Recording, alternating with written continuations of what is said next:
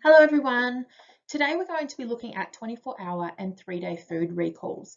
We're going to be looking at the benefits and the limitations of these and how they stack up to measure our clients' dietary intake and look at how they fit into the Australian dietary guidelines and the Australian standards for BMI and waist circumference. We're also going to be looking at the individual's lifestyle and different factors that may influence their diet and exercise and make recommendations for them to improve their overall health and well-being. A quick overview of what we will be looking at today. First of all, I'm going to introduce you to my client who completed the food recalls, his specifics and his lifestyle and anything that may have influenced his ability to complete these recalls. The issues that were encountered whilst completing the 24-hour 3-day food recall, the advantages and disadvantages of these types of recalls and records, an Australian guide to healthy eating and a client comparison to just see how he fitted in with what the recommendations are. The suggestions for change based on his age and lifespan, the dietary intakes and behaviours and how he stacked up. BMI and waist circumference according to Australian guidelines, and once again a client comparison. And then we're going to look at his overall health and well-being and make suggestions for change to his dietary intakes and behaviours. Introduce you to my client. He is a 34-year-old male. He's 184 centimetres tall. He's currently 94.4 kilos. His waist circumference is currently 106 centimetres. He has a slender physique. He is carrying a little bit excess weight around the midsection. He's a fly-in, fly-out worker. He works on a 3-and-3 roster and he works in remote outback Australia. He works permanent night shift. He lives an active country lifestyle when he's home and he has no allergies or dietary restrictions. So no matter what kind of recall that we do, food recalls are never going to be perfect, and there's many issues that have been identified with the strengths of both 24-hour food recalls and 3-day food recalls. A 24-hour recall, it's quick and easy to complete. However, the strength of the recall is really dependent on the client's memory, communication, and cooperation. Unfortunately, when we're trying to rely on somebody to remember every single thing they've consumed in a day, it's never going to be 100% accurate. A 24-hour food record only gives a really brief snapshot into someone's typical diet. And a 3-day food record, when we look at those, the quality of the record typically declines as the day goes on. People tend to lose interest in what they're doing, forgetting to write everything down. And people tend to eat better when they're tracking their food. They start to realize that maybe what they're eating isn't the best, so they either start to eat better or they start to leave discretionary foods off, and therefore we're not getting an adequate record of what they typically would eat during the day. It's also dependent on seasonal produce, what's available to the client at the time of the recall. Different products might be in season or off season. My client works away, so when a food truck arrives, they've got a vast variety of fresh fruits and vegetables, rather than at the end of the 2-week food cycle, what is available to them is minimal. The main 2 issues that I encountered with my client specifically whilst completing both the 24-hour and the food day recalls were the location and the time frames in which these recalls were completed. For instance, the 24-hour recall was conducted whilst at home, so my client was able to prepare his own meals. He had scales, he had measuring cups, so he knew exactly what he was eating and when he was eating it. The 3-day record was conducted whilst my client was at work. Therefore, he was unsure of the quantities and cooking techniques and what brands of the products were that were being delivered to him to eat. The 24-hour record was conducted in daylight hours, so he was eating a normal routine, a normal daily routine of food throughout the day, rather than when the 3-day record was completed, it was conducted whilst the client was working night shift from 6 p.m. to 6 a.m. So the types of foods that he was eating at different times of the day were heavily influenced by the fact that he was working night shift. So food recalls obviously have a lot of advantages and disadvantages. When we look at 24-hour recalls, the advantages are that it's an informal qualitative method of completing a recall. The client's asked to recall all of the foods and drinks that they completed within a 24-hour period. Obviously, they need to still give you the quantities and the methods of preparation. This recall for me was conducted at home, so I was able to monitor the serving sizes and the brands of all the ingredients and how the meals were prepared. With a 24-hour food recall, dietary information is easily obtained and easier for the client to remember, rather than long food recalls like 3-day records. My client easily remembered everything that he had eaten or drank throughout the day, and it was fresh in his mind, so he could easily recall what was consumed. The disadvantages of a 24 food recall is that it only gives us a really limited insight into the daily intake of a client and may not give us an adequate account of the typical dietary habits for a client. It might be the weekend, they might be a lot more relaxed with their eating on the weekend than in a weekday. They might be sick. They might have a really stressful, busy day, so they're not going to eat as much throughout that day. There's a lot of contributing factors that can influence a 24-hour food recall. Okay, so let's look at the advantages of completing 3-day food records now. A 3-day food record allows the client to self-monitor what they're eating and gives them an awareness of their eating behaviors, which can influence a change in their eating habits. This kind of record prompted my client to take a closer look at what he's eating during the day and ask questions regarding his dietary intake and whether he's meeting the recommendations or not.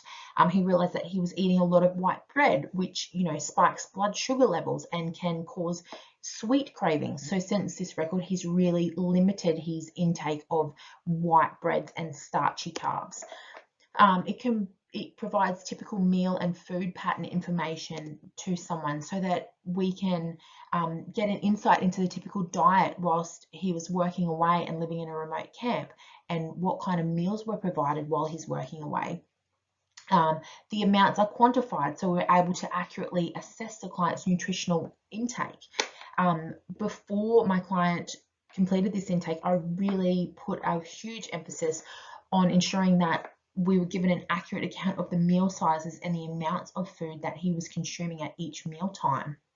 So looking at the disadvantages now of a 3-day food record, you need your client to be extremely motivated and literate. Not everybody can read and write adequately to complete a 3-day food record. Someone with low literacy skills, immigrants, children, and some elderly. Luckily for me, my client has great language and literacy skills, and he kept records at every meal time. He also took a lot of photos, which was hugely beneficial for me to gauge the amount of product he was eating at each meal time. Incomplete records can increase significantly as the more days of the records are kept, and the validity of these collected information decreases in the later days of record keeping. Work restrictions for my client were a huge influencing factor. As the days went on, he was really busy at work, so he wasn't able to record everything in a timely manner, and so he started to forget what he was eating. The exact measurements of food needed to be recorded to ensure that the record is accurate. For my client, he doesn't have access to scales and measurements while he is at work, so this was something that heavily influenced the food record. So as discussed before, my client he works night shift, so there's a lot of health concerns and limitations surrounding someone working night shift and how that affects their dietary intake. Night shift work is associated with the increased risk of cancers, as well as metabolic problems, heart disease, ulcers, gastrointestinal problems, and obesity.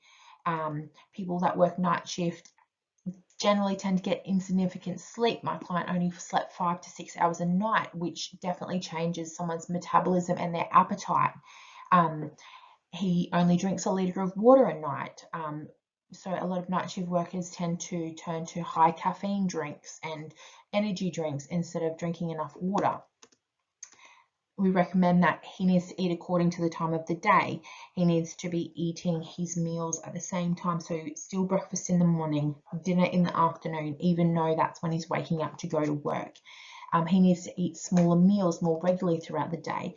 Drink at least 3 litres of water a day and avoid caffeine and sugary drinks.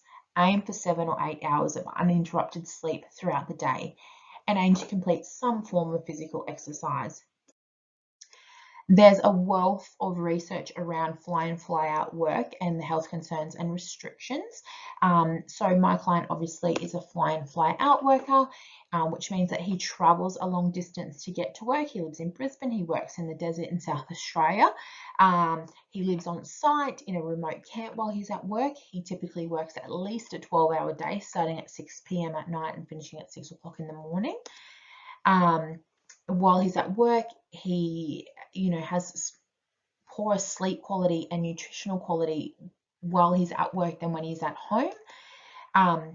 There is typically higher rates of obesity for people that work fly in, fly out work, and increased risk of developing type 2 diabetes and heart disease. The restrictions that I encountered whilst completing this food recall is that he has no choice in his menu. The meals are prepared in a mobile camp and delivered to him at the rig location. He's unsure of the cooking methods. He doesn't know what type of fats or oils things are cooked in, whether they're grilled or put in the oven to bake. There's a magnitude of discretionary foods available. Ice cream, soft drinks, cakes, biscuits, slices are always available.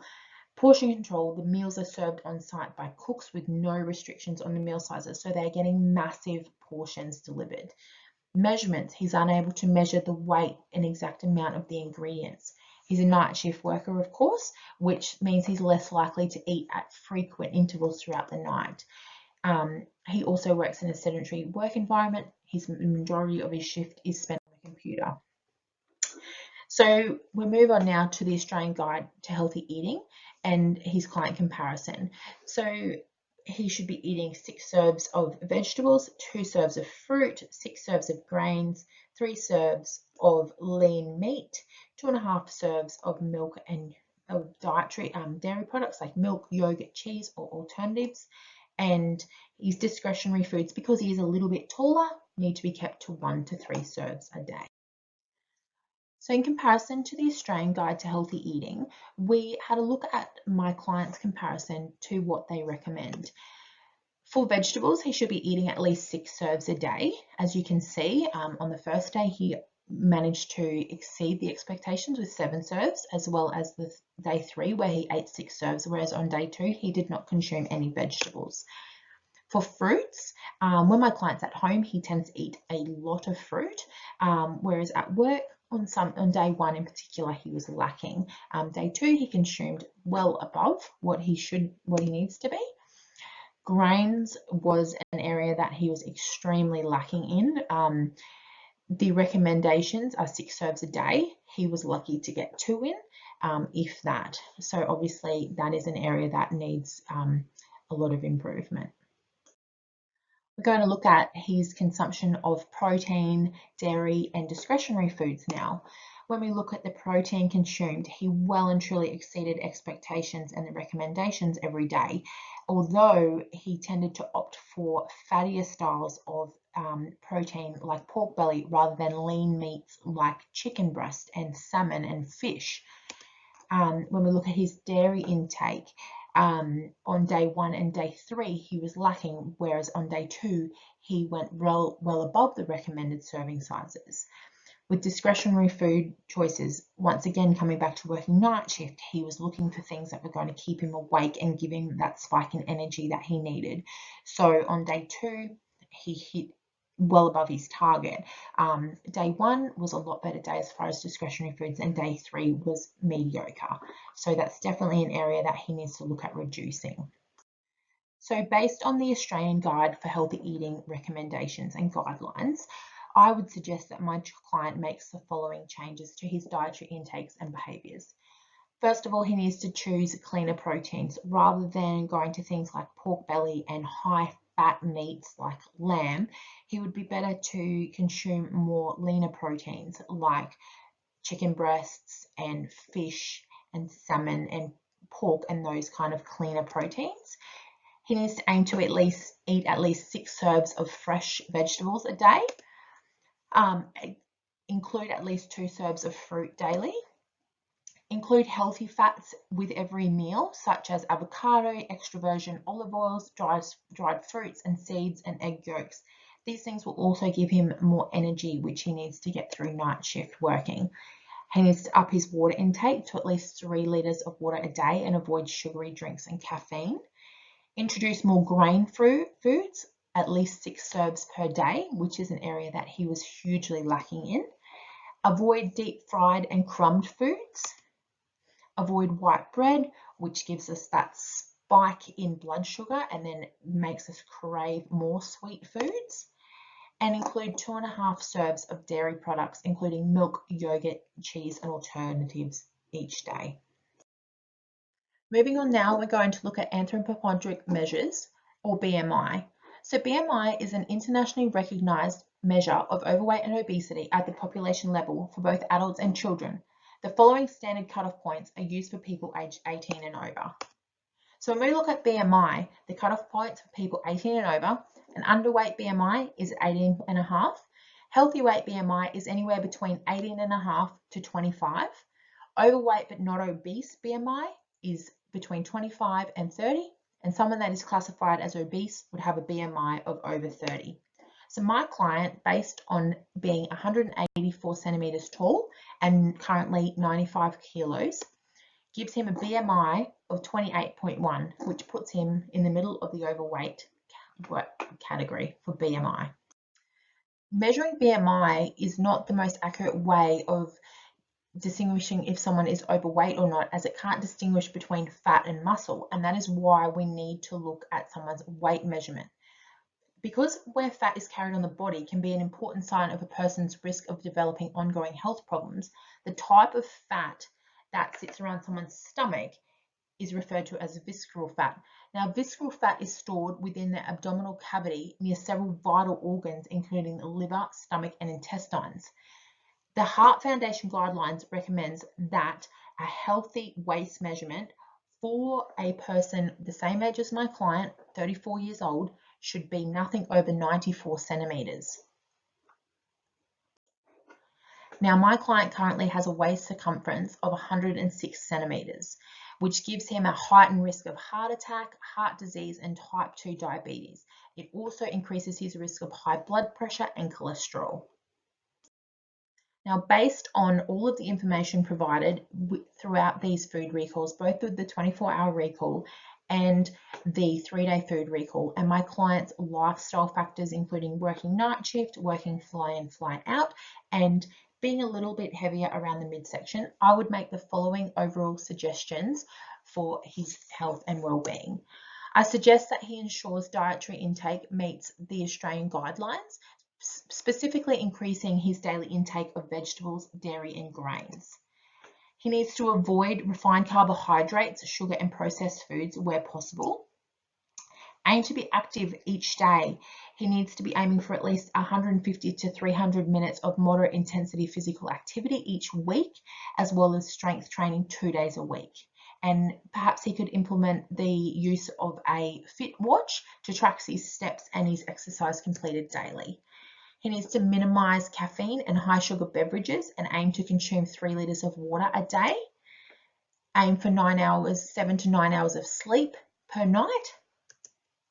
And plan ahead with his meals to ensure healthy snacks are on hand at all times to avoid turning to discretionary foods whilst at work. He perhaps might need to take some food with him to work, nuts and things like that he can snack on throughout the night. And lastly, I really encourage him to introduce the use of a dietary tracking app such as MyFitnessPal, which would help him to track his water intake and exercise to determine the optimal calorie intake throughout his day to meet overall health and weight loss goals. Thank you very much.